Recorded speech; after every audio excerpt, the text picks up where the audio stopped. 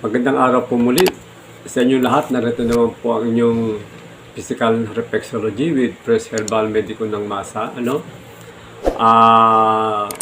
Meron pong message na pasyente at siya po ay nagtanong tungkol sa kanyang problema, no? Ang kanyang problema ay barado yung kanyang ilong, no? Ang pangalan niya ay si Toto Bata, no? Ang sabi niya, lagi po barado ilong ako. Kahit wala sipon. Ano po kaya magandang gawin, no? Nung nabasa ko po ito, no, binigyan agad natin ng pansin at tinanong, dahil nga sa kanyang problema ay wala naman daw siyang sipon pero barado ang kanyang ilong. Alam ko na agad yung kanyang problema at ako ay nagtanong agad sa kanya, no?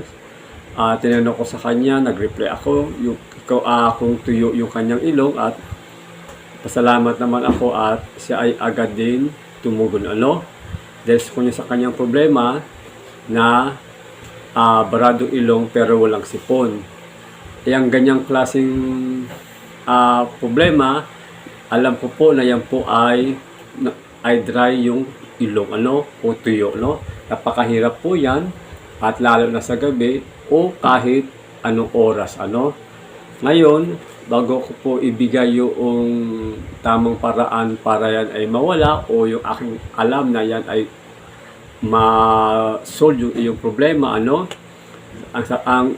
Ang pinagmumulan po niya, no, unang-una ikaw ay allergic, no. Kung ikaw ay naninigarilyo, iwasan mo yung alak. Kung ikaw ay lalabas o babiyahe, kung maaari may panyo ka, sa bagay ngayon panahon ng pandemic, no, may face mask naman tayo. Alam ko na ikaw ay lumalabas ng ganoon, pero sa ganong sitwasyon hanggang ngayon ay ganon pa rin, no. Ngayon ang problema po natin ay hindi sa iyong sarili, yung sa sigarilyo o sa bisyo, ano. Siguro naman inaliligo ka naman, ano. At hindi na naman natin problema doon sa labas ng bahay. Dahil sa ngayon, pag lumabas ka, naka-face mask ka naman, no?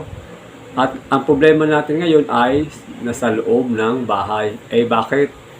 Pag tayo po matutulog, no? Yung ating higaan, kung maaari, hindi natin kaya sa loob ng 2 linggo magpalit ng punda, ng kumot. Isang beses sa isang linggo ay magpalit ng punda, no? Gawin natin malinis lagi yung ating unan, yung ating loob at labas ng bahay. Hindi ko po sinasabi na marumi kayo sa bahay, kundi meron po talagang natural, no, na may mga alikabok o may mga bakterya sa loob ng ating bahay, ano. Yan po ang nagdadahilan kung bakit ang ating ilong ay bumabara, ano. Kasi ang pagbabara po, no, dalawa yan, may sipon ka, may sipon na basa at may sipon na tuyo, no? May baradong ilong na dahil sa sipon, may baradong ilong na dahil walang sipon, ano? Ito nga po ang dahilan kaya ko po sinasabi ko ang mga pinagmumulan, ano? Ngayon, yung ating unan, pagpapagin natin, bilad natin sa araw, kung hindi man lagi natin malinis para pagka humiga ay hindi mapasok yung bakterya o yung alikabok sa ating ilong, ano. Pagkatapos, kung ang gagawin na po natin ngayon at ituturo ko na sa iyo yung tamang paraan para mawala yung pangbabara ng iyong ilong, no, yung ilong mo, no, dahil hindi ka nahirapan huminga. Ang gagawin lang po natin ay tandaan niyo po, no, lalo na sa gabi, no, kung matutulog ka, itabi mo na, pero sigurado 110% makakatulog ka na niyan, ano. Pag sa araw ay gano'n na din gagawin mo, ano. Ang gagawin natin ay kukuha po tayo ng cup, no. Yung kung nakikita niyo doon sa mga gamot ng mga bata at mayroong ganire. Kung wala ay kahit anong meron kang lalagyan, ano. Tatandaan niyo po, kuha po tayo ng tubig na malinis, ano. Pagkatapos ang susunod natin na kailangan itong cotton buds, no. Maglalagay po tayo ng tubig dito, no. Huwag na po natin lalagyan ng asin, no. Ito po ay purong tubig lang, no. Huwag natin pupunuin siya. Yan ang pong gagawin natin. Tapos ng cotton buds, no. Sigado na natin sa gabi makapagilamos tayo, no. o pag tayo nagilang, mas maganda, naligo tayo, isama natin yung ating buhok. Ano? Ngayon, yung cotton buds na ito, sa tubig, isasawsaw lang po natin, ano? Tapos, pipigain natin sa panabi, ano? Halimbawa, kalahati lang yung tubig niya, no? Sinawsaw, sa walang tubig ay ganyan-ganyan lang natin. Kung malis yung kamay natin, ay pwede natin siyang pigain. Huwag yung pigang-piga, kailangan po ay basa yung bulak, no? Pagkatapos, ang gagawin po natin ay papasok natin sa ilong. Ang pagpasok sa ilong, kagaya ng turo ko, no, sa tenga o sa ilong, kailangan po ay may hangganan, no? Yung ating daliri, no, maglalagay tayo rito sapagkat kung dito natin nahawakan, mawawala po tayo ng control, baka ito ay maisalpak natin sa loob, ay masakit at delikado, ano? Lalagyan natin ng hangganan, no, yung ating yung stick ng cotton buds para pag pinasok natin ay may hangganan, ano?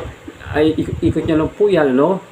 Tubig lang po, no? Wala po akong gamot na ibibigay, kundi ang gamot natin ay tubig at cotton buds lang po, ano?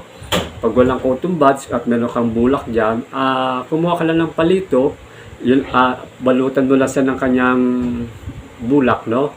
Yun lang gagawin mo, no? Siyempre, bago mo yan, linisin mo yan, stickin mo, kung meron yan, yung dry na natutong, tanggalin mo muna, no? Tapos yung gawin mo, no, kaliwat kanan. Kung kaliwa siya, isama mo yung kanan. Kung kanan ang may problema, isama mo yung kaliwa. Yun lang po gagawin natin, no? Basahin lang po at makakatulong ka, no? Pero siyempre pagka wag siguro mo na hindi siya tumutulo o basa, no? Yan lang po ang gagawin natin. Huwag kayong gagamit ng Vicks dahil po yung Vicks ay mas magkakaproblema kayo. Dahil ang Vicks yan po ay pinapayo ko lang po yan sa mga basa na sipon, ano? Pero kapag ikaw ay may sipon na dry, lalo po madadry yung inyong ilong. Mas mahirapan po kayo huminga at hindi po kayo magiging komportable, ano? Okay? Sa iyo, Toto, sana nakapagbigay ako sa iyo ng tamang payo sa iyong problema at iyong katanungan. Tandaan mo, ang ating gamot ay tubig at cotton buds lang, ano? Okay? Muli, maraming salamat po sa inyo lahat at magandang araw.